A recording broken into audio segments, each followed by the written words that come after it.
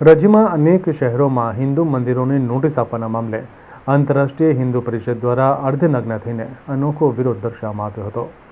વડોદરાના ઐતિહાસિક માંડવી ખાતે આંતરરાષ્ટ્રીય હિન્દુ પરિષદના કાર્યકર્તાઓ દ્વારા ગુજરાત રાજ્યમાં વિકાસના નામે 32,000 હિન્દુ મંદિરોને દૂર કરવાની નોટિસ આપવામાં આવી છે, જેથી હિન્દુ સંગઠનોની લાગણી દુભાતા આંતરરાષ્ટ્રીય હિન્દુ પરિષદ દ્વારા રાજ્યભરમાં આશરે 32,000 મંદિરોને અપાયેલ નોટિસ સામે વિરોધ પ્રદર્શન કરવામાં આવ્યું હતું।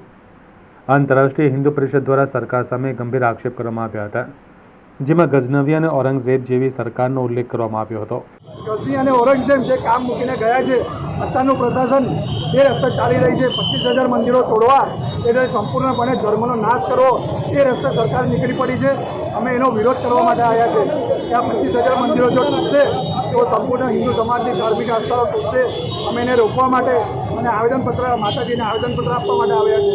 અત્યાર સુધી અમે સરકારના પ્રતિનિધિઓને આવેદનપત્ર આપ્યા। ઘણી બધી વખત ગુજરાતની અંદર 2004માં પણ 350 મંદિર ગાંધીનગર અને અમદાવાદમાં તોડ્યા હતા। ત્યાર પછી પણ અવિરતપણે જો આવી રીતે આ મંદિરો તૂટતા હોય તો અમારે પછી સરકારના પ્રતિનિધિને આવેદનપત્ર ના આપવાનું હોય, એટલે અમે માતાજીને આવેદનપત્ર આપીને પ્રાર્થના કરવા માટે આવ્યા છે।